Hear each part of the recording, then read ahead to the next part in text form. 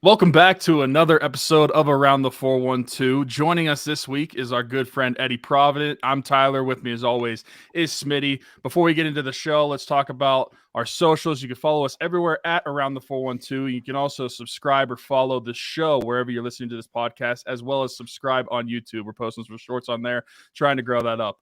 Now, we've got a couple GoFundMes to talk about real quick. The first one, we're talking about Rocking Around the 412. It's year 5 of Rocking Around the 412. We've raised over $20,000 within the first 4 years, been able to help 30 kids, over 13 families or so. And the whole mission is to try to raise money to help some local families that struggle around Christmas time, to provide a Christmas for these kids that Smitty and I never really had to worry about where it was coming from. So you can check that out in the link below. It'll be in the link description of all shows on Twitter or YouTube, and on all the Spotify, Apple, everywhere else. And as well, it's the pinned tweet on Twitter, speaking of Twitter. And then you can go to GoFundMe.com directly, and you can just type in Rocking Around the 412, and you can read about the mission there.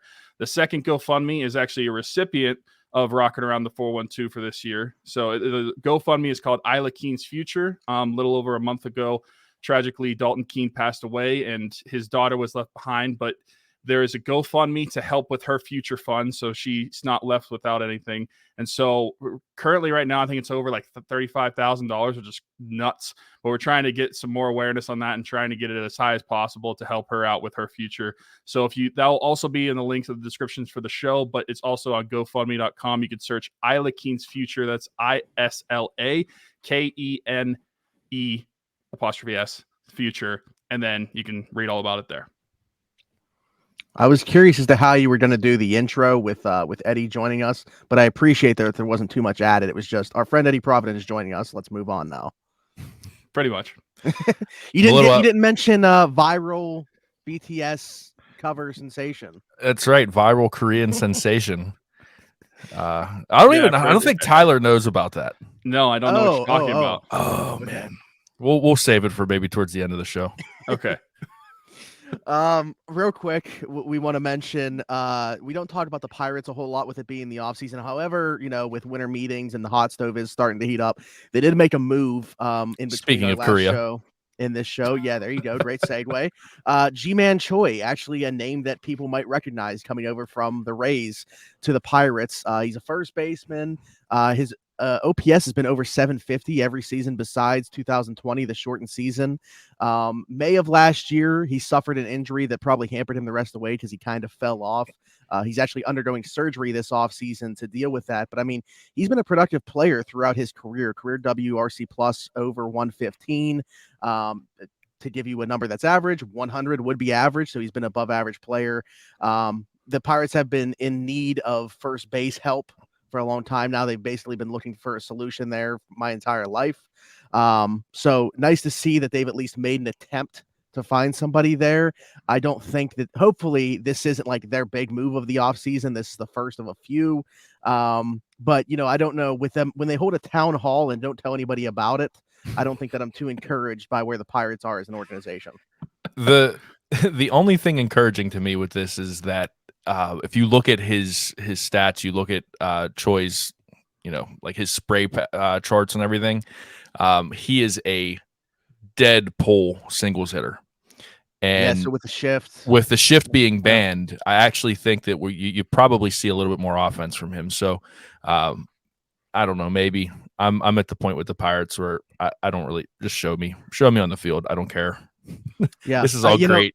Show me. Well, that's the thing is, and they can undo a lot of this, by the way, if they were to like trade Bryan Reynolds, right? Because then all of a sudden we're having like the same conversation we've been having. Which I don't think they will. I mean, I don't see it. I started out the off season, like when this past season ended, I thought like there's no way they're trading Bryan Reynolds. Like I think that they're going to put a stop to the constant selling, and it's finally time to start like building towards something. But then like Ben Sherrington talks, and like I know actions always speak louder than words, but I really didn't care for the way that he answered some of the stuff regarding it. Saying like we have control of him till 2025, not necessarily saying anything about like a desire to extend him any further. It's just like we have him until 2025. You would like to see him say, like, we plan on Bryan being part of the long-term future here, or something along those lines, like he did with Key Bryan shortly before they extended him, or like he's talked about with O'Neal Cruz. So I don't know. I don't necessarily, I lean on the side of Bryan Reynolds still being a Pirate, but I just hate that this is even, in the air. Yeah. He might be a Pirate this year, after this year, or even at the end of this July. We don't know. Yeah, I think that this is the year where they have to show some type of improvement, or he would be moved. Because if again we're talking about like another 100-loss season, I mean, first off, if that's the case, tear it, like, just start over from upper management down. Because you can't change the owner, obviously, as much as we would want to. But seriously, like, if there's still no signs of progress here this season, I would trade Reynolds at that point. If it's another 100-loss season, we're just going to limit talking about baseball next year like once a month. We're changing our name. I wouldn't be able to handle it especially in the months of like June, where there's nothing happening with any of the other sports. I don't know what we're going to change our name to talk about baseball. Some of the 412. Yeah. Or you guys could just stop being liars and just be around the 724. Yeah, I mean, we can preview Beaver County High School football at that point. I'd rather do that. It would be better. It would be better. Real quick, Eddie doing some photography work Friday. High school. Yeah, I'll be out there shooting Central Valley versus North. See, this is what happens. Central Valley. This is the absolute disrespect you get from somebody from the 412 to the 724 guys, okay? Central Valley versus TJ, Thomas Jefferson at North Allegheny. I will be there with my camera taking some shots. I'm no Ben Tenuta, but I will shout out Ben Tenuta, but I will be there with my camera trying to capture that game. So that'll be a semifinals matchup, right? Correct. Okay. Yeah. And the only reason why I'll be there is because West Mifflin got dogged in the quarterfinals. We did not we did not advance. That's okay. My alma mater didn't either. Well, you're Ambridge, right? No, I'm Beaver. Beaver. Jesse Marshall is Ambridge. Oh, okay. There you go. Beaver's even worse though, isn't it? At football, no. No, I just mean in general. Oh, in general, maybe. In general, no. Says the guy from Hazelwood. All right, let's move along. Let's talk about the Steelers game, because we're actually excited to talk about this Steelers game. They defeat the Saints 20-10. I was there with Sarge, so no Sarge's Steelers notes this week. I know everybody's going to be disappointed about that. I think this is the third time this year we haven't gotten Sarge's Steelers notes, but do you want to know the good thing about that? He's not done them 3 times. They're all 3 Steelers wins. There you go. So we don't need them anymore. So forget Sarge's Steelers notes. Couple returns in this game. TJ Watt obviously returning his first game since week 1. We see Damontae Kazee make his Steelers debut, play 100% of snaps. I thought had a really nice showing. 24 hours prior, we find out Minka Fitzpatrick's not going to play due to an appendectomy, and it was kind of like, well, what's this mean for the safety rotation? Does Trey Norwood start? And we see Kazee and Edmonds kind of like playing that strong safety / hybrid linebacker, dime linebacker role between the two. Like, how's this going to work out? But it was those two as the starting safeties. Kazee plays 100% of the snaps. And I want to start with him because obviously we know TJ Watt's impact. But what did you guys think about Damontae Kazee's Steelers debut? Tyler, I'll let you. I thought it was impressive. I mean, for his first game back after his injury, I didn't know what to really expect out of him, at least in that type of role. I didn't know how much he'd play snap percentage wise. He ended up playing 100% of the snaps. And then in terms of just being up to game speed and everything, I didn't know what kind of player we were going to be getting just because he had been out since the beginning of the season, since the preseason. But I thought it was a great showing. I mean, he did have the pick as well. And I thought that he did really well. And this makes me more excited for what we were talking about. We didn't end up getting to see it, but whenever we get Minka, Edmonds, and Kazee all on the field at the same time, that makes for an interesting defensive back room. I think it was a great showing in his first game. Yeah, one of the conversations I had earlier this season with it was actually closer to training camp with Chris Carter was it seemed like Terrell Austin wanted to run this 3 safety look, or at least have that in the bag of tricks. And without having Kazee all season, and this is no knock on any of the other safeties in the room. They just don't have the horses to run that because you kind of need to rotate. You want to have Trey Norwood involved with that, as well as Kazee, Edmonds, Minkah. You want all four of them kind of, doing their thing. So to see Kazee not only play 100% of the snaps, he gets a pick, he has 4 tackles, a pass defended. He looked like he didn't really miss a beat, even though he's coming off, IR and, being hurt for, the first basically half of the season. I really liked what I saw from him. I liked the comfort level there. It looked like he was communicating well with his teammates. And now whenever Minkah does come back into the fold, assuming everybody stays healthy, because they seem to have had the injury bug all season, but assuming, they do get everybody in that defensive back room, I think we're going to see a lot of coverage schemes that we haven't seen all year. And I think it's going to really confuse offenses, which is going to help that pass rush. And with TJ Watt back, you've already got Highsmith being the beneficiary again, AFC Defensive Player of the Week this week. It's not a coincidence that, he has 3 sacks in the first week of the season with TJ Watt on the other side. And then he's AFC Player of the Week when TJ Watt comes back. That's a problem for offenses to block both of those guys. They've got to pick one, and they can't block both of them, it seems, so far. So now you add that other layer of what are they doing in coverage to confuse things. That extra quarter second that a quarterback has to wait and look around, it's going to cause some problems. Yeah, I agree. I think real quick, going back to the 3 safety thing, we saw that in the preseason. I know a lot of people had an issue with the amount that we saw the starters play in the preseason, but I think looking back now, because we saw the injury to Watt and the injury to Kazee, we're kind of thankful that those guys did get the reps then, because they weren't able to get them, throughout the early portion of the season. So it's good that they have some familiarity from running that stuff in the preseason. And yeah, when Minkah does come back, what they're going to be able to do. Pete, we talked about it like going a couple weeks now, once we knew Kazee was going to be returning. This is the path to Robert Spillane not being on the field and passing downs, is when you do have Minkah, Kazee, and Edmonds all being on the football field together. We've kind of been clamoring for it. Also, like Miles Jack being active technically, but not playing a single snap on Sunday, probably attributed to Robert Spillane playing 100% of the snaps. And he made some plays in the run game, and obviously that big 4th down stop on Andy Dalton, but he was getting picked on by Jawan Johnson in coverage. He got caught having to be covering Alvin Kamara a couple times. That is what it is.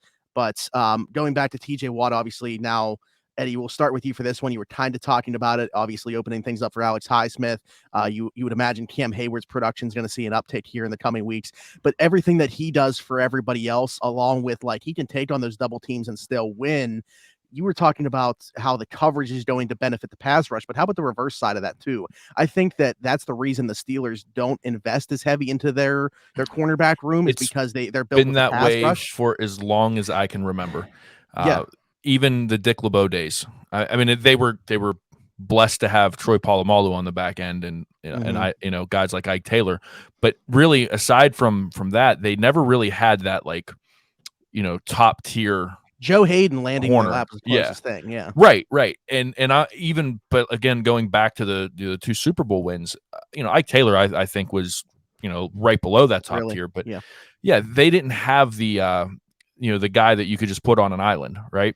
They always played the pass, the coverage through the pass rush. Their goal was always get to the quarterback as fast as possible. And that's going to make the lives of the defensive backs a lot easier, because they're not going to have to play in coverage for 4 and 5 seconds and 6 seconds. They're going to, 2-3 seconds, and then that's it. Bang, it's done. It's over with. So if they could play in coverage quick, if they can get up, if they can disrupt routes, if they can do those things to kind of throw timing off, they're banking on their edge rushers and their defensive linemen to go ahead and make a play. We saw this team struggle with that terribly without TJ Watt. I was of the opinion that one player shouldn't make that much of a difference on a defense, but I was wrong with that. We saw this is a completely different defense with TJ Watt in and with TJ Watt out. I'm not saying that the Saints are a great offense by any stretch of the imagination, but they could not do anything on Sunday. I'm shocked that they scored a touchdown. They crossed the 50 twice, and it was both times they scored. It was about as good. What did I say? 189 total yards of offense was I think probably. I mean, they had less than 30 rushing. Alvin Kamara. it's what we thought this defense could be coming into the season. It's the highest paid defense in the NFL. If it's healthy, there's no reason that it shouldn't do that week in and week out.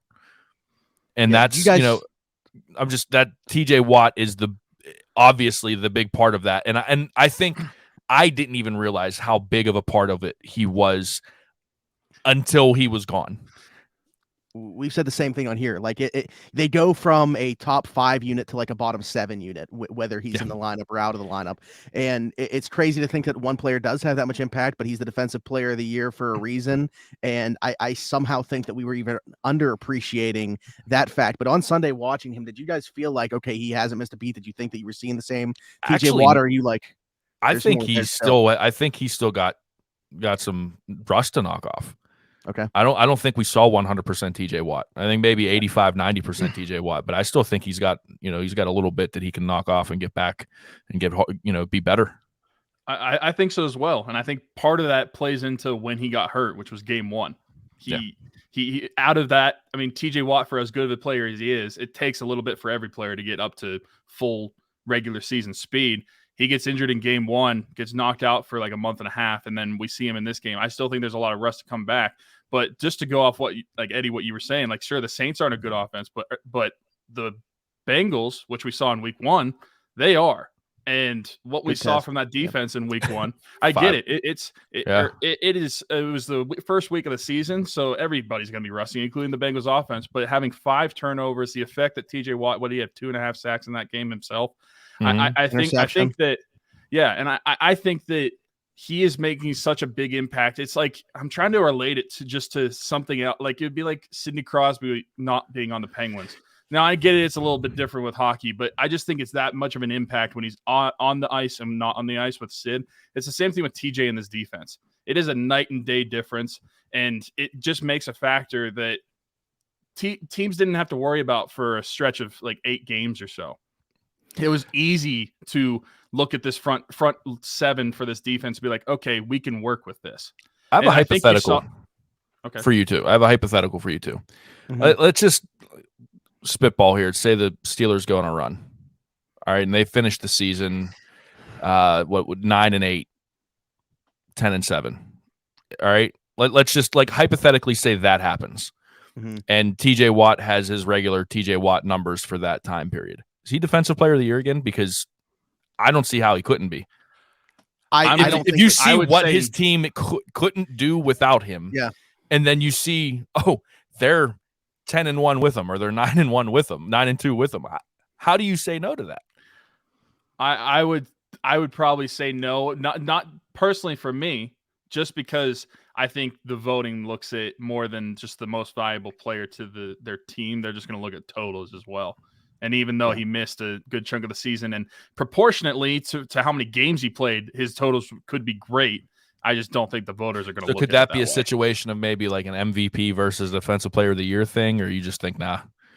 Well, since the MVP is not going to go to defensive player, the defensive player of the year is going to be the we can make MVP. The case for it, but that's the thing. I'm not saying that's going to happen, by the way. I don't think this team is good. I don't think this offense is there. I think there could be a strong argument for it, especially, I mean, this is a heck of a long shot, but if they got to that point and actually made the playoffs, then that would be something that you could definitely have a strong argument for. And especially, I think it also depends on how good does the offense look at that point, because a lot of people could probably say, if the offense is improving, then how much is the defense actually making? If they keep winning games 20-10 and 17-3, that's the thing. If they win games like they have, then it's hard to say the defense isn't winning you the games. And TJ has clearly been a big part of that. And what I was going to say was, we're talking about the passing game and how much it helps the secondary. I didn't realize how much an individual player like TJ on the outside was going to help with the run game. And maybe the Saints are just really bad at running the football, but I know they got Alvin Kamara, man. Like they should be. That should be their bread and butter, right? And I didn't think like, this outside linebacker being out is going to be what is hindering the run game. But I mean, you saw a major difference, because that was like an Achilles heel that just gashed the Steelers for several weeks this season without TJ in there. And he comes back and they have that performance in the run defense. And I think it's just a night and day difference. I hope it shuts everybody up that thinks that tries to say that he's a one-trick pony. that he's just an edge rusher. He's just a quarterback pressure guy. I really hope that this starts to shut that up. I thought that's why I asked you guys the question about how you thought he looked, because I thought he was better as a run defender than a pass rusher on Sunday. Mm-hmm. I agree with you. Eddie, I want to go back to a point that you said about how they won this football game. Because I think going into the season, this is how the Steelers envisioned they would win football games in 2022. Like, this was the blueprint for them, how they were hoping and how they felt they needed to win football games, play really good defense. I think they thought they had to have a top 5 unit to do so. And then being able to run the football. We saw them run for over 200 yards in this football game. How beautiful was that to see? Najee first Harris time and since Jaylen Warren. Was it 2015? I think I saw, or 2016 against the Bills. Yeah. Right in between the 2 years you said, 2016. I think that, James Daniels had a really good day. Mason Cole looked like he did at the beginning of the year before that foot came into play, and his play had started to drop off a little bit.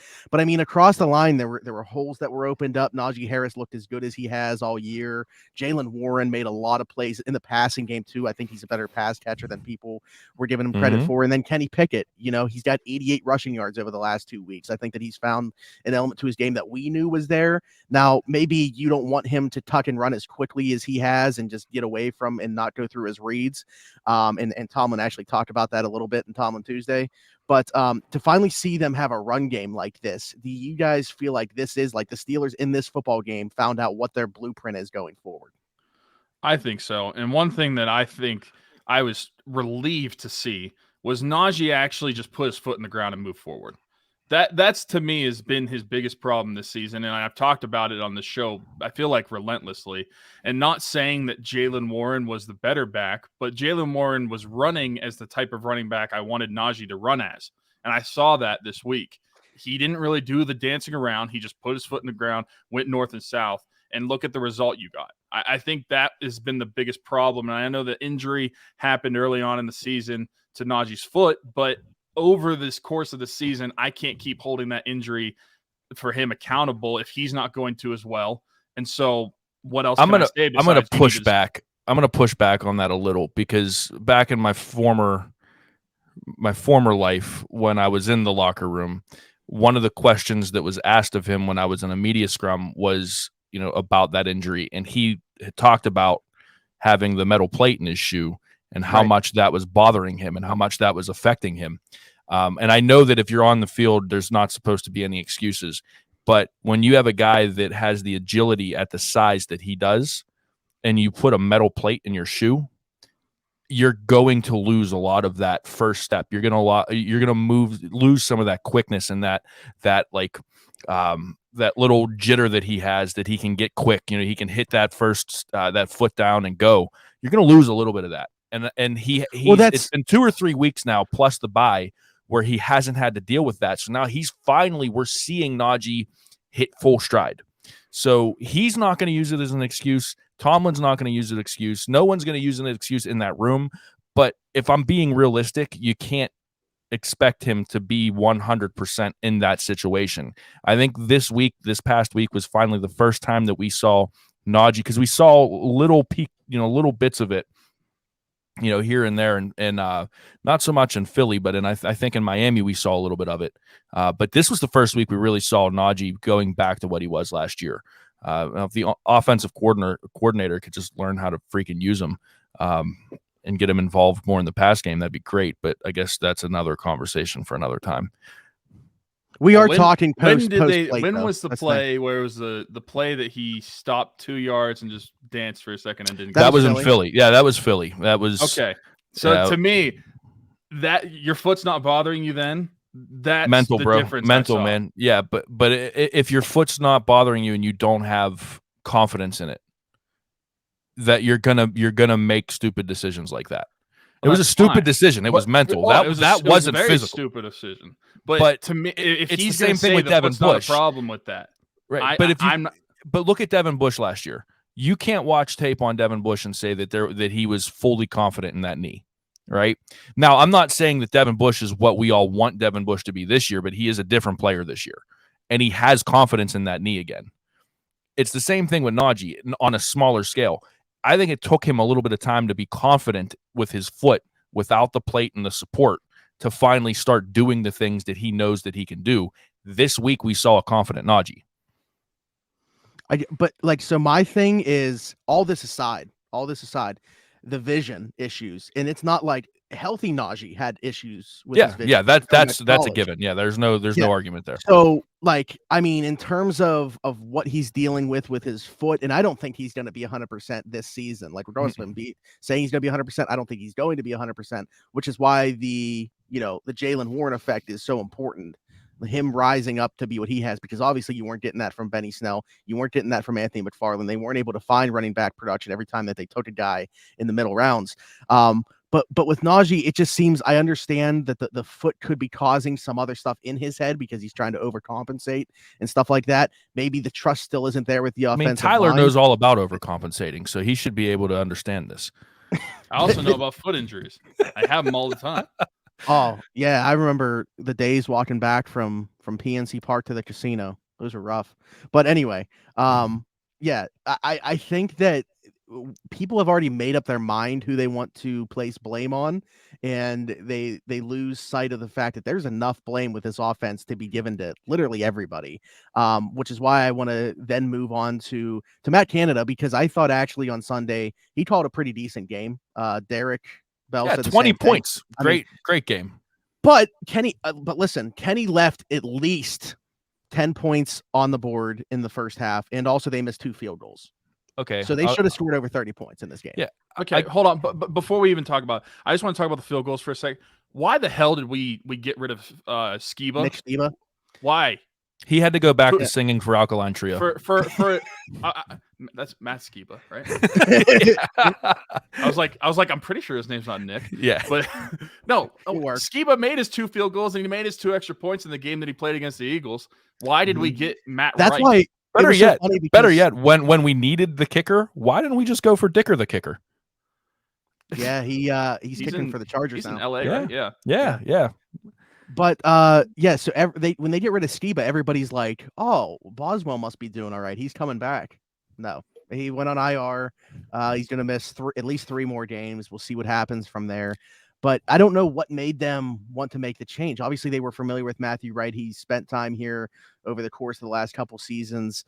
But it's not like, he offers an upgrade in terms of leg strength, as we saw. I mean, that's never really been his strong suit. He did nail a 59-yarder for the Chiefs earlier in the season, but he's always been like the more accurate kicker has been his thing. But if you're talking about accuracy, Nick Skiba was like a 91% kicker in college. So I don't know what the thought process But he never missed an extra point in college, right? No. And you're talking about, and you can't just so there's only one way that they could get out, and Tomlin already addressed this, and it's going to be Matthew Wright going forward.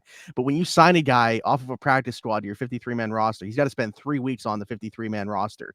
And you're obviously not going to have 2 kickers there. So the only solution would be to bring Nick Skiba back onto the practice squad, elevate him on consecutive game days now for 2 straight weeks, and then have Matthew Wright as a game day inactive. Which they've already said. It's not gonna. Yeah. So, but to answer your question, no idea what made them want to make that. That's why I tweeted it out. I was like, can someone who's either more in the know or smarter than me explain to me why? Yeah, it kind of shocked me when I saw it too. But I still look on Sunday again. Yeah, because he missed the kicks. Yeah, but here's the thing for me, man. I'm just not I don't see anything that makes me go, yeah, I'm excited about this offense.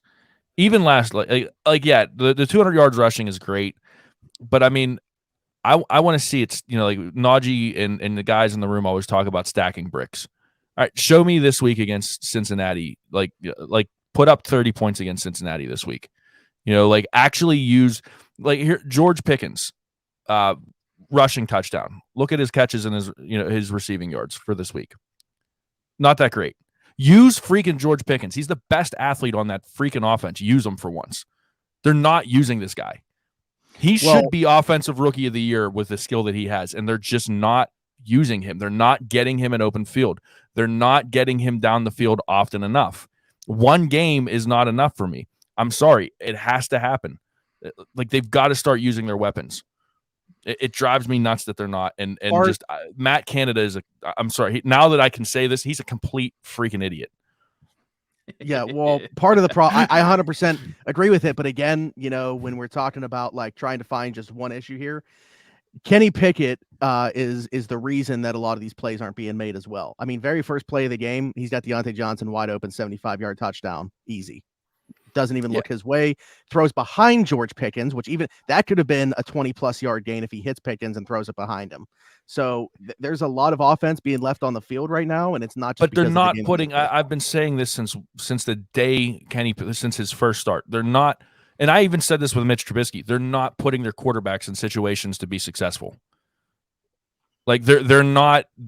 Matt Canada is not designing plays to make his quarterbacks successful quarterbacks. But on the very first play, we got 3 options for him to throw to because Freiermuth was he literally had 3 guys that he could have thrown to. One would have been a 75-yard touchdown, a 20-yard gain, or a 15-yard gain. He throws behind the 20-yard gain, and it's an incompletion. Hit one of the 3 throws. All right, but that doesn't happen often. Okay, that's one play in one game. Okay, I know that I've seen it on the all 22s. Derek does a good job of breaking these downs with Kenny. I'm not saying Kenny is not to blame. What I'm saying is when you do things that, like when you run, okay, so they'll do the I call it the end around drive killer, right? It'll be 2nd down and 9. You need to get some yards. Instead of passing the ball, they do these end arounds where they run up the gut again. They do something stupid like that. It's just bad scheme, bad play call. Now you're in 3rd and 7, 3rd and 8. It's tougher for your quarterback. Now he's got to make a throw. He's got to go downfield. Rather than making it 3rd and 3, 3rd and 4, try to get your quarterbacks in manageable situations. Matt Canada is not good at that. Matt Canada is not good at creating manageable situations for his quarterbacks and his players. And that we've seen it for 2 years now. The difference is Ben Roethlisberger, even though he was at the tail end of his career, was able to figure things out in the 4th quarter and finally just say, screw it, I'm taking over. Kenny doesn't have that experience. Mitch Trubisky doesn't have that experience or skill. I just, at some point in time, you need an offensive coordinator that knows how to make a game scheme that works. And you and I have had that conversation, Smitty, off air. It's not even play calling, it's scheme. It all sucks. So more so than play calling itself, my biggest issue has been the route concepts. And I guess that's where I'm drawing a little bit of positivity from this game, is because watching it back, there was a ton of open guys. Do it against Cincinnati now. Yeah. I'm not letting off the gas on this until I see it 2, 3, 4 weeks in a row. When I start to see it consecutively and I start to see, go ahead. The season. I would say I don't care if it happens the rest of the season. I'm still getting rid of him. My point is that it's just the offense as a whole. Really, and I thought that there was some progression in the area of the offensive coordinator last week, and they could have scored 30+ if the quarterback was better in the first half. That's all I'm saying. All that true. Matt Canada is still a bum. I agree. Always going to be a bum. Send him. Also, real quick, because I want to get a temperature check on Kenny Pickett himself. We're kind of already segueing that direction anyway, but I don't know if you guys saw the stat. I believe quarterback rating in the red zone for all quarterbacks in the NFL. Like Kenny Pickett is last by about 10 points. So it has not been good when it gets into the red zone. But again, so if I'm looking at Matt Canada and really dissecting what I mean, it's obviously all bad, but my biggest things have been the route concepts on his plays and the red zone play calling, because it doesn't seem like he has any answer for NFL defenses inside the 10-yard line. And I've seen so many times where there's only one guy running a route or something. What are we hoping is the result here? So that is where I agree as a whole that Matt Canada is not putting Kenny Pickett in good situations, but specifically in the red zone, it's been really, really, really bad. Yeah. Tyler, what do you think? The 2 idiots have been talking for too long. I don't have much to add. That's why I haven't been talking. I mean, I think the entire thing's bad. I think you have a poor offensive line overall that doesn't really help your quarterback or the running backs. I think you have a bad play caller that doesn't really get your players in a great position on the field. And I think you have a rookie quarterback that is going to make some bad mistakes. Now, granted, I mean, Kenny was the one that we said is the most likely or most ready to NFL ready to start right away out of the rookie quarterbacks. That never meant he was going to be good right away. I think that's a high expectation. I think they were also banking on Mitch Trubisky not being, Smitty back there. Basically, yeah. I mean, he wasn't Smitty. He's over 6 foot. Is he though? Yeah, but mentally, you know who they need. Mentally, he's 4'10". Speaking of, they need to play Zachy Smickett at quarterback. That's who needs to be. I don't know if you saw it. Did you see that you know picture? what? Nope. That's gonna be the thumbnail for the video. Zachy Smickett needs to be the quarterback of the Pittsburgh Steelers. Yes. Again, Tyler's clueless. Will you just not on social media anymore? No. What do you mean on Twitter? Pretty much. No, but okay. Go to a tailgate or something, dude. Kenny Pickett as a whole, where are you guys at with him? Like, obviously, I think his best half of football came in the first half of football that he played this year against the Jets. And while I understand, being a rookie, he's going to go through some lumps, and the offensive coordinator stinks, and playmakers haven't made a bunch of plays for him. The offensive line's not quite there yet. Where are you guys at with Kenny Pickett? Have you seen enough to still be like, where are you at with him? I think he's fine. I like, we are in this culture of rookie quarterbacks got to come in and perform day one. Look at what Troy Aikman did his first year. Okay, look at what Terry Bradshaw did his first couple years. Like Matt Stafford. Peyton led the league in interceptions his first yeah, year. Peyton Manning, right? I am not concerned. Like the last concern that I have on this offense is Kenny Pickett.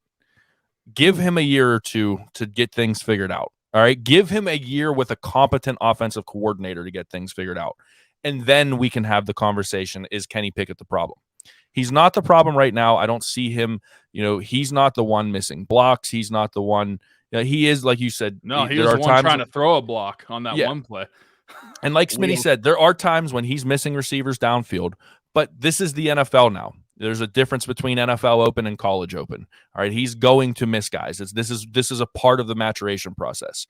I'm not worried about Kenny Pickett at all. I'm seeing enough things that he does. I'm seeing enough athleticism out of him that I think that he can be. I don't know that he's going to be, another franchise quarterback like, Ben Roethlisberger level like we've been used to for the past 18 years.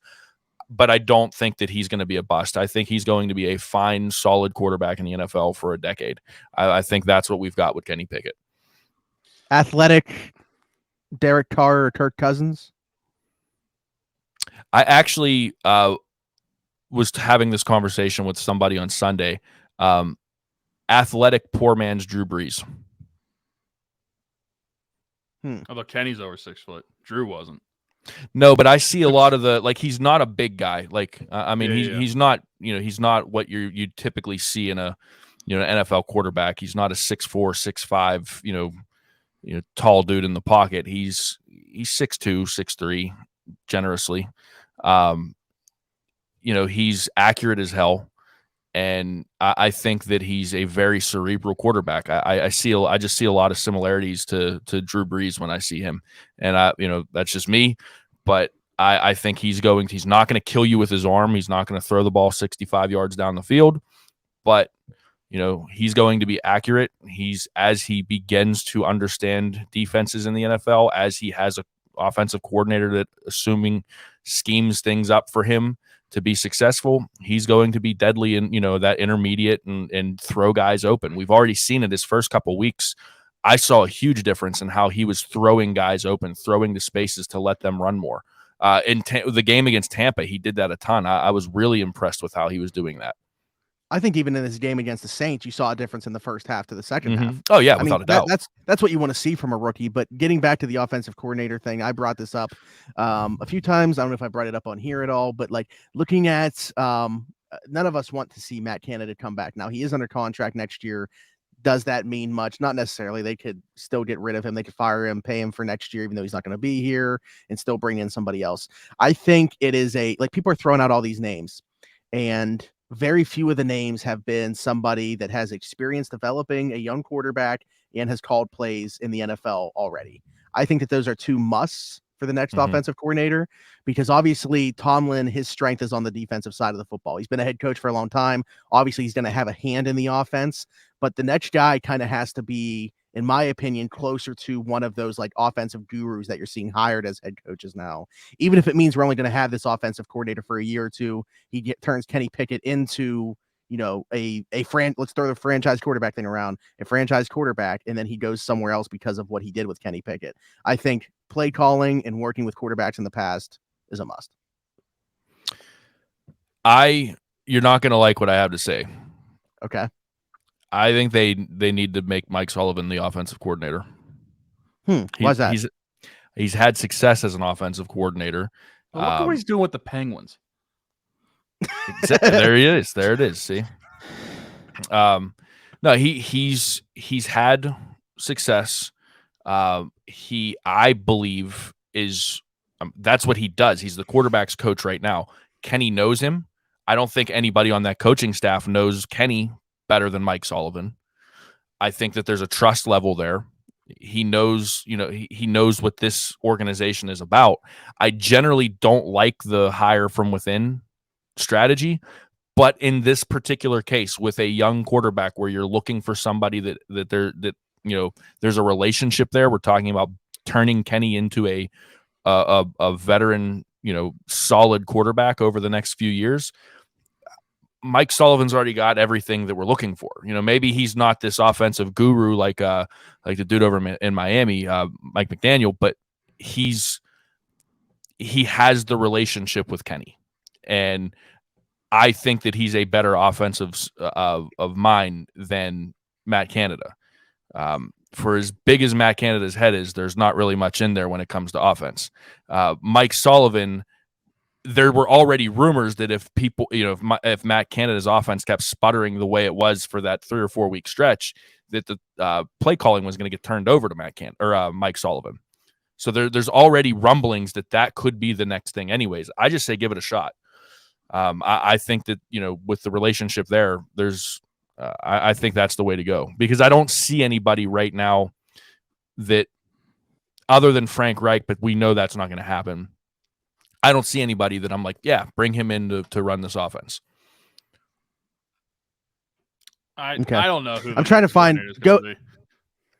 I'll say you can because I'm trying to find here what his offenses have done in the past, just out of curiosity. Because it looks like he's been around a little bit, but as the offensive coordinator, it was just I was wrong. He had success as a quarterback's coach because he was Eli Manning's quarterback's coach. Right. Excuse me. But they were with the 2012 Buccaneers, he was there with Greg Schiano. Yeah. And they were 13th in the league, which is about league average. But then 2016, when he was the Giants offensive coordinator, they were 26th. So yeah, he's had success as a quarterback's coach. I don't know. I mean, I'm sure that he had to have obviously called plays when he's the offensive coordinator at those stops, because that would have been with, like I said, Greg Schiano, who has the defensive background. And he also got a Super Bowl ring with the Giants in Super Bowl 40. No, 46. Yeah, that was the year they almost did they beat the undefeated Patriots, right? Yeah. So he has that was 10 or 11. 11. So he's got a Super Bowl ring under his belt, and like I said, I just think that I don't know. I guess at this point in time, I just want to see somebody that Kenny's comfortable with, and Kenny seems to be comfortable with him. That's kind of where I'm going with it. Are you saying you want to see Mark Whipple? Can't wait, man. No, it's funny because people are throwing that around. I think that would make more sense as the quarterback's coach. I don't want to see him calling plays. No, neither do I. You'd have Kenny running to the sideline back and forth every single play. Yeah. The name that I did think about, though, was Darrell Bevell, who's the quarterback's coach right now for the Dolphins. Yeah, that's one I didn't okay, yeah, I'll give you that one. Because he's obviously been around. He's been an interim coach 2 different times, spent time with the Jaguars, Dolphins. So obviously last year he was there with Trevor Lawrence in the second half, or once they got rid of Urban Meyer. Right now he's working with Tua. You see the leap that Tua has taken in year 2. Obviously, when you add Tyreek Hill, year 3. Obviously, when you add Tyreek Hill, and Mike McDaniel deserves a ton of credit for that as well. But he's been in that culture now. He's been in a lot of different cultures. He's called plays. I think that's a name to keep an eye on. I know everybody's going to throw out Frank Reich. I don't think that's realistic. I think he's going to have a different opportunity. It doesn't seem very Steelers, but yeah, I mean, I think a lot of this problem too with Kenny, it's the offensive line. I still think the offensive line is not great. I mean, they're better than what I expected them to be this year, but they're not. They're maybe at the top of the second half of offensive lines in the NFL overall. I'm not seeing anything that I'm excited about. Kevin Dotson just looks lost out there. I mean, he has a hip injury, but like he just looks lost. I like James Daniels. I think James Daniels. Yeah, James Daniels is cool. Mason Cole was cool. That was weird to say.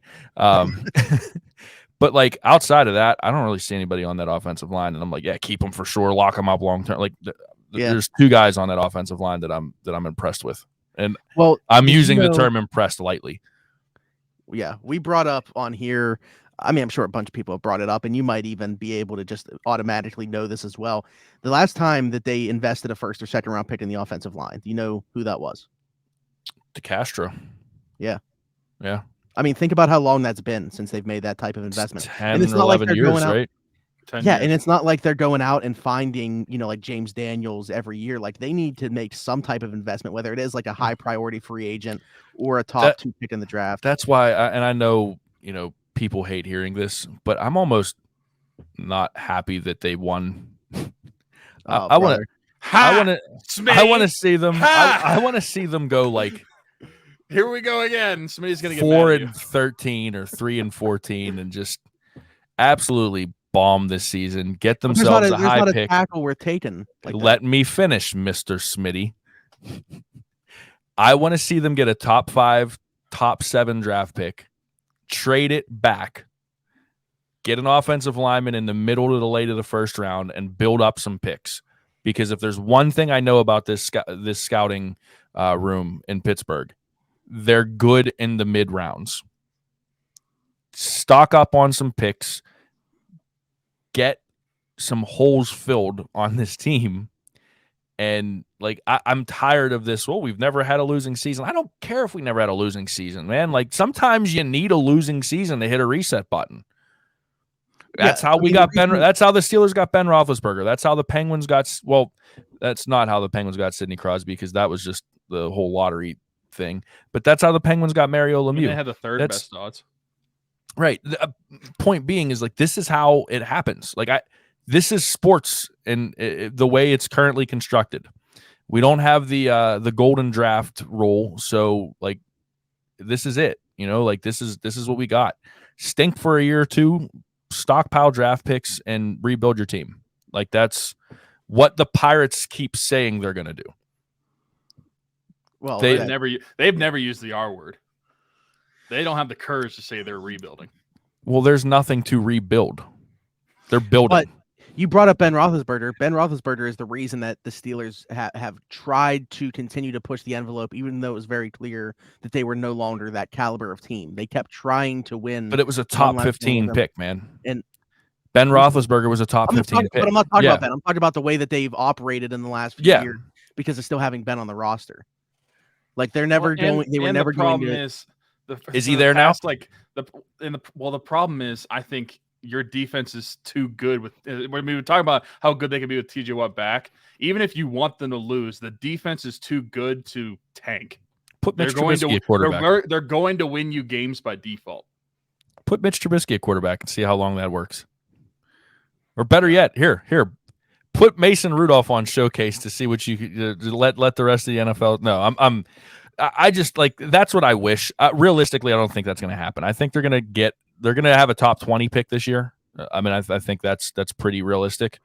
Probably like 15 to 20. I think they're going to win some games coming down the stretch here, and that's, as a fan, that's fine. That's great, and I do think that that's going to help Kenny with his maturation process, and that's going to help him build some confidence and do some good things. But like at some point in time, like mediocrity in the NFL just gives birth to more mediocrity. And the Steelers have been. Let me ask you this. How many teams have we seen pick high in the draft recently? Obviously, Cincinnati did it going from Burrow to the Super Bowl in 1 year. But that's not even like a process of doing it. I say, what's recently to you? Like, it's always. But no, my point is, it's always the same teams, it seems like. The Detroit Lions of the world that are picking Jacksonville Jaguars. Those teams aren't turning it around. It is the teams that typically pick in the middle and the back end that are continuously being there because they know how to build football teams even when they're not picking high. So you would agree with me that the Steelers are one of those teams that know, like they're one of those franchises that know how to build a winner. Yeah, I don't think Okay. that this is going to be a very long. So process. now put a team like the Steelers at the 5th pick. And what do you think they do with that? But I'm not going to root for that to happen over I them am. winning football games. I am 100%. If I don't think they're going to make the playoffs, well, what does this season matter? Go ahead, attack him like you attacked me a few weeks ago. I Like want what? to win every football game possible, just like the Cool. players in that locker Cool. room want to win every football game Cool. possible. Guess what? It ain't going to happen. But saying it ain't going to happen doesn't mean I should wish against it. Okay, but let's be realistic here, man. Do you want to see them win games this season, or do you want to see them win a Super Yes, Bowl? I want to see them win every single football game. I want to see them win a Super Bowl. Okay, the Super Bowl is not going to come with the way this team is currently constructed. That doesn't make any sense. Yes, it does. It makes No. perfect sense. There's no This offensive line, A, Z this offensive line, in the grand scheme, if they got into the playoffs, if somehow, some way this team snuck their way into the playoffs, it's the worst offensive line in the playoffs. They're not winning a Super Bowl with this offensive line. Okay, Kenny Pickett is going to get killed by the defenses he sees in the playoffs. All right, we may not have Kenny Pickett next year with what those defenses would do to him. So I want to see them win a Super Bowl. In order to win a Super Bowl, you've got to have a good offensive line. In order to have a good offensive line, you've got to build up some picks and pick good offensive linemen, or go through free agency, which the Steelers don't really do other than James Daniels and Mason Cole. So build your team through the draft like the Steelers have always done. Pouncey, what pick was DeCastro? When were those guys taken? Yeah, were they top 5 picks? No, they were third. They were all back end picks. Okay, So. right. But those picks I thought that was aren't going to happen every year. I mean, all right. I'll just play devil's advocate. Those guys never played in a Super Bowl. Oh, Pouncey was on the team that went to the Super Bowl. He just hurt. Yeah, they lost. Yeah. This is Pittsburgh, man. This isn't Cleveland. This is all about championships. This isn't even about the making offensive the lines you're talking. Even the offensive lines that have won Super Bowls in Pittsburgh, they weren't good. So talk about the offensive line means nothing historically to the Steelers. Okay, the point is you want draft capital. If your team sucks, you want draft capital. Right now, this team, like the defense is really good, the offense sucks. You want draft capital. Build this offense up. Okay, I think cool. You can do so without picking the top 5. And I think that you're right, but it's harder. So let's stack the odds in your favor. We trust them to draft. We trust them to draft, though. Yeah, so give them a higher pick and let them draft. And even better. And also, they wouldn't be the worst offensive line in the playoffs. The Tampa Bay Buccaneers would make the playoffs right now, and they are far worse. Also, I don't necessarily trust them to build a good team in the draft, but that's just me. Yeah, you can stay in Utah. Well, no, I don't. I mean, look but you're some of their recent drafts though, because they were going especially all in for Ben important still. Positions. They were going all in for Ben still. They were adding. Okay, wait a second. No, players. let's look at some of their drafts. I think they hit on Najee Harris. I think they hit on Pat Freiermuth. They completely swung. They're good players, but they swung and missed. They swung and missed like crazy on Kendrick Green. I mean, that might have been the biggest whiff. Mm-hmm. You know, that was bad. Dan Moore's been a 2-year starter. I'm not particularly crazy about him, but he's been a 2-year starter. This draft, George Pickens and Kenny Pickett, I think that's a great first 2 rounds. The Marvin Leal was he might have been the best of the 3 of them the way they were using him before he got hurt. 2020 they didn't have a first rounder. They're drafting fine. And again, Chase Claypool was the 2nd round pick in that. I thought he's been solid as a 2nd round pick. I mean, he was up and down. They didn't use him correctly, but they got the 2nd round pick back. So it was it's a moot point. They've been drafting fine. I mean, you're not going to hit on every single draft pick, Tyler, but my point with this is stack the odds in your favor. If you stink for a year or 2 and you get 2 top 5 or 2 top 10 picks, right? They already have the Bears pick now for the 2nd round. They have their pick in the 2nd round that's probably going to be high. If you get a 1st round pick and then trade back, I'm not saying use that 1st round pick. I'm saying trade that pick back and get more draft capital. Get more magic beans to hit on. That's what I'm saying.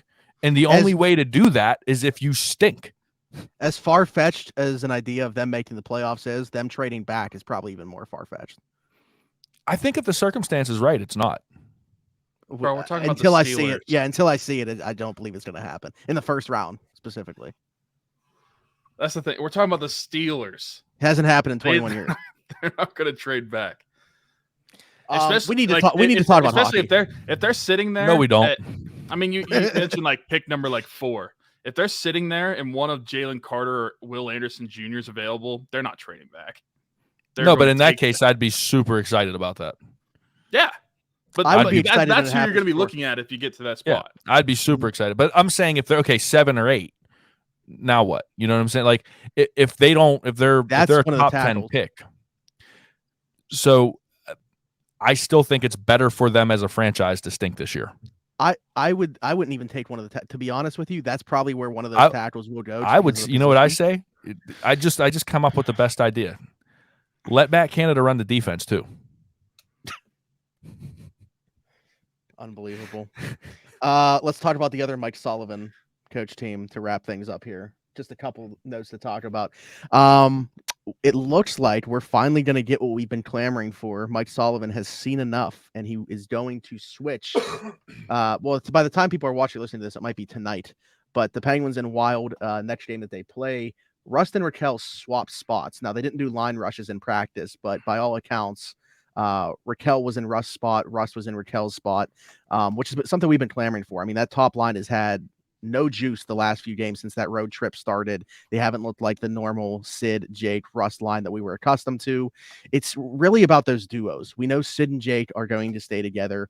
Malkin and Zucker look like the two best forwards on the team right now. Can we just appreciate a healthy Jason Zucker? I mean, we all knew, now from a goal scoring standpoint, I don't think that we ever were like, he's going to get back to the level he was in Minnesota, but he looks like the player that we had hoped that we were getting when we traded a first round pick. Dude, he's been so good that Tyler's wagging his tail. That did look like it was his for a second. That was like perfectly in the shot. But no, Rust and Rakell swapping spots. You hope that this obviously provides some rejuvenation because this has been a one-line team for a while now, and we're not talking about Sid's line. Gino, Zucker, and Rakell have been all this team has had recently. Yeah. It's been tough, man. It's been tough. This team has been hard to watch. They stink. I'm not going to disagree with you, bud. Stink. I'm not going to disagree with you. That's hard-hitting analysis. Listen, here, like my biggest concern right now is actually, I've been a supporter of his since he got the starting job, but Tristan Jarry scares me right now. I've had this talk with Danny Shirey a few times, on air, on different shows, and then behind closed doors. Tristan Jarry is a goalie that has to be aggressive. He has to get out and challenge shooters. He has to make himself big, and he has to be the one that's going out and bringing, not letting the shots and the play come to him. He has to kind of go out and challenge it all. And he just looks timid. He looks confused. He looks off of his come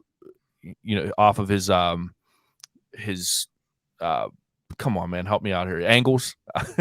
Okay. I would have helped you up. I had no clue what you were looking for. So. He's just he not played been like he's off his rocker. Yeah, but like the Tristan Jarry that we saw the first 2 or 3 games of the season and what we saw last season is not the Tristan Jarry that I see right now. And I don't know what's going on there, but there needs to be, I think it's more mental than it is anything, because that's almost always what it is with goalies. It's always something mental. I don't think he's still dealing with an injury because he was fine the first couple games of the season. Well, I don't think it's the same thing, but I think he is dealing with some. I mean, he said he was. Okay. And Taylor had speculated that there was some type of minor thing going on. That's why we've seen, along with performance, more of Kazee DeSmith recently. Yeah. But they also don't have, like, I know that they signed, what's his name, to be the third goalie. What the heck? You're talking about a third goalie. You expect me to know that name off the top? But he played against us last year with the Sabres. Dustin Tokarski. Yeah. They haven't brought him up. Obviously, they have like the cap issues going on and everything like that. Like, who knows? Bluder might have been ready. Yeah, they have right now. Last I checked on Cap Friendly, they have $8.42. Is it really on the cap? That's actually hilarious because it was 5,000 last week when we were talking about. I was joking. So. I just pulled a number out of my. I mean, in NHL terms, probably, $1 yeah. million. Essentially, that's what it equates to. Yeah. But yes, I don't know. I actually had goaltending woes on here to talk about, but because it's not just been Jari. Like the Smith hasn't been very good either. They're not getting anything in net. It seems like if the defense is doing nothing to help them. If the Penguins don't score 6 goals, they're not going to win. And even if they score 6, it might go into overtime. So they're getting nothing in net right now. They're getting nothing from the defense. They have one line of offense. It's just been very bad. Is there a path to fixing this? Like, are we hopeful that they're going to turn it around? Is the answer to some of these things in the AHL right now? Are we going to see them make a move? I mean, I think the answer is they just tank and go for Connor Bedard. That's just what this whole show is. Yeah, just tank for a higher draft pick. It's a little different than the NFL, but if you can guarantee that we are going to get the number 1 spot, then by all means, go ahead. No, I think again, I think there's too much talent on this team. I think that if they can get the defensive issues figured out, and if Tristan Jarry can just hit a reset button, I think they're fine. Those are the two things for me. I think everything stems from that. I think that the offense is pressing too much, which is causing issues, and it's making them do some probably stupid things. I think if you have that solid foundation again in Jarry and a solid defense, I think they're fine. And I don't think it's much more complicated than that to me. Now, I don't watch the game like Jesse does or Danny does or anything like that. I don't have the hockey IQ that they do, but for me, it's as simple as get the goaltending right and, get the defense right, and everything will fall in place. I feel good about the prospects of the goaltending getting back on track, as well as them finding a way offensively due to the talent that is there.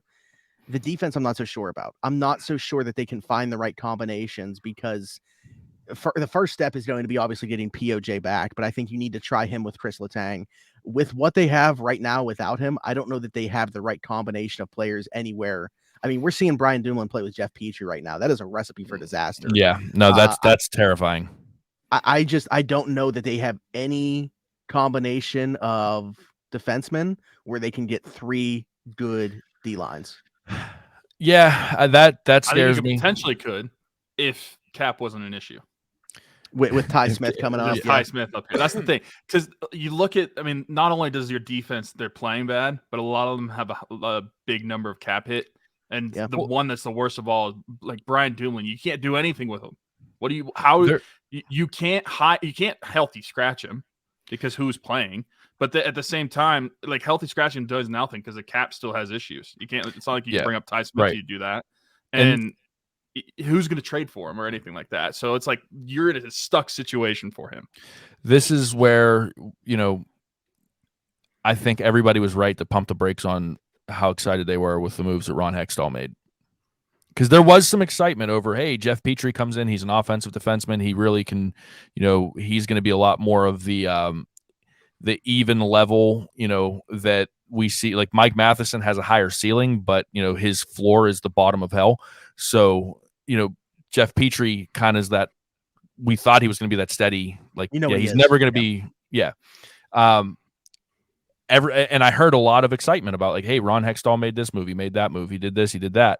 Now we're seeing the issues with Ron Hextall big time because they're overpaying for McCann, they're overpaying for Kapanen. I think they're overpaying for Petrie. And just on those 3 alone, like if you didn't have those 3 contracts, look at the cap space you have and look at what you can do with that.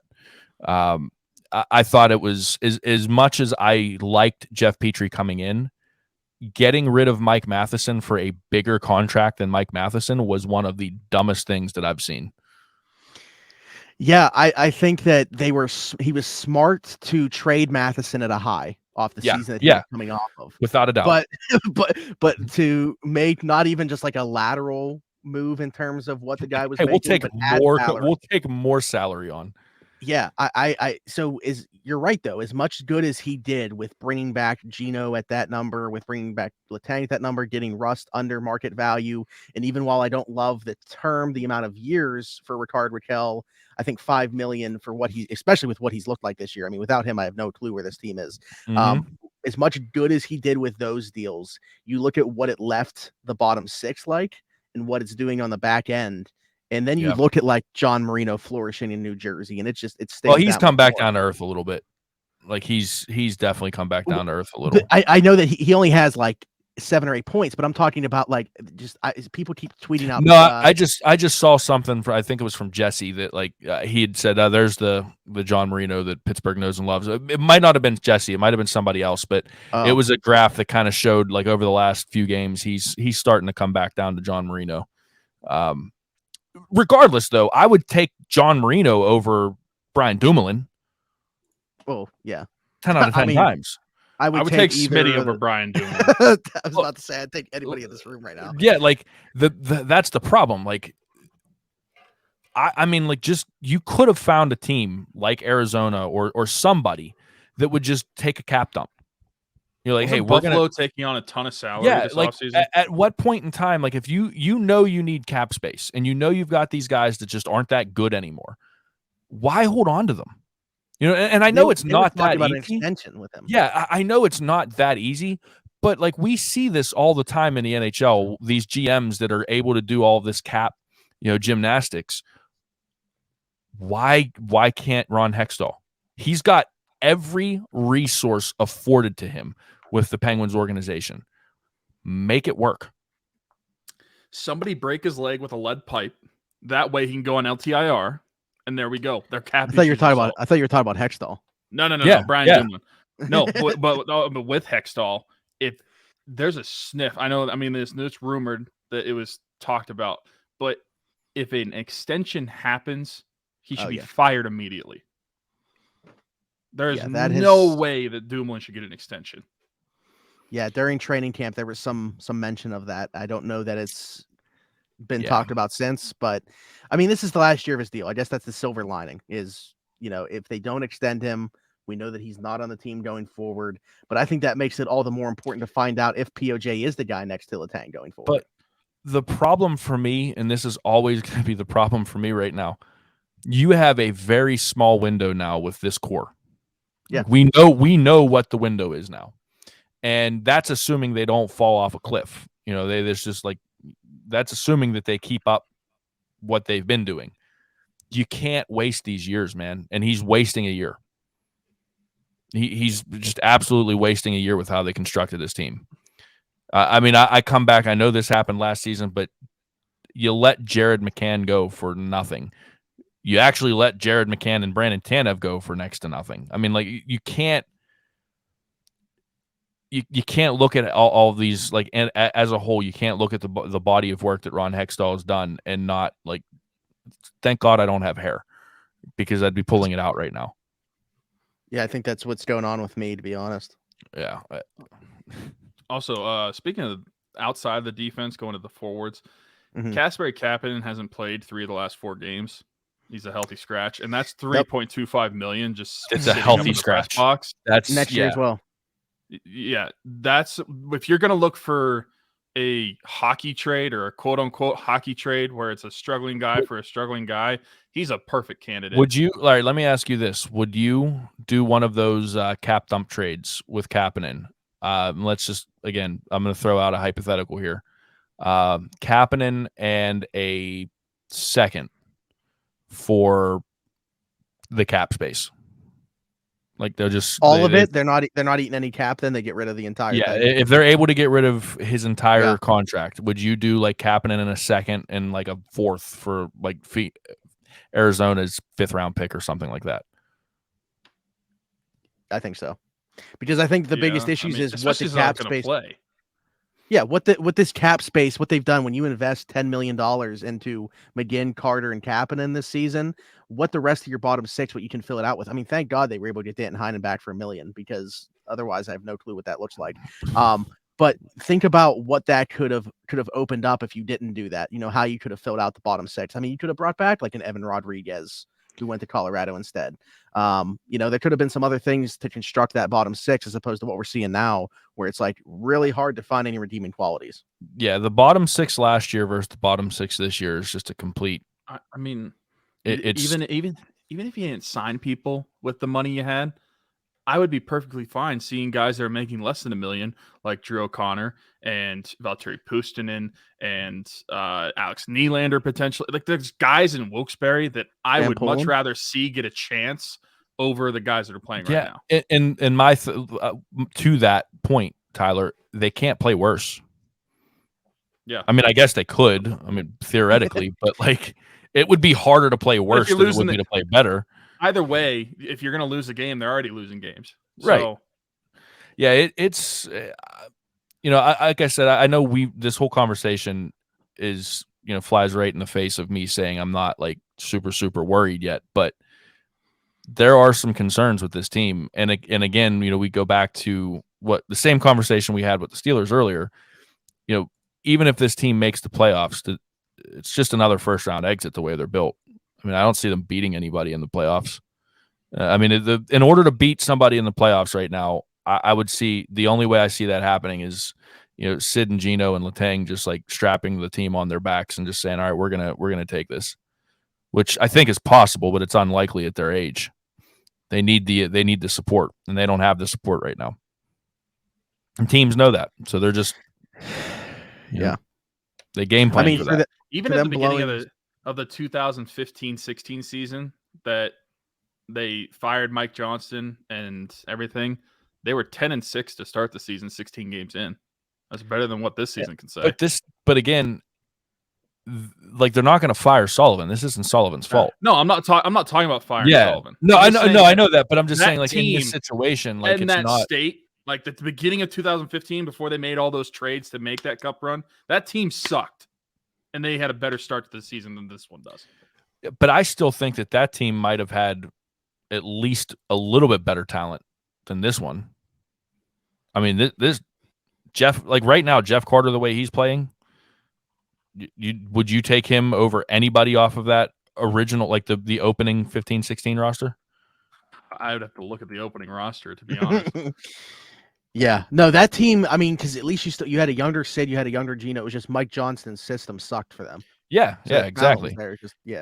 Mike Sullivan. I mean, you're giving him terrible ingredients and saying make me a 5-course meal, but you're giving him a bag of McDonald's fries from 2 weeks ago. It's just not going to work, and that's what it is right now.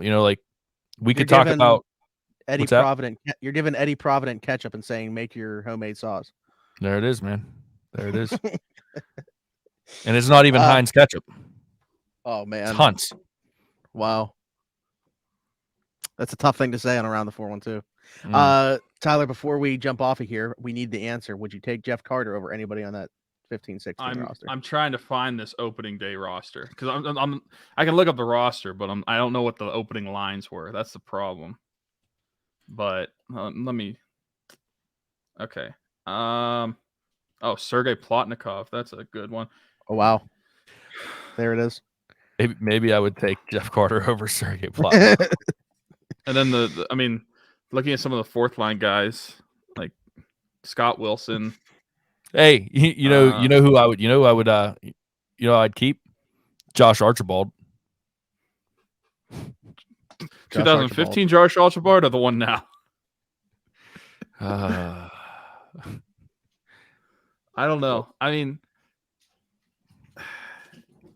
I'm looking at what about Cal Molirat?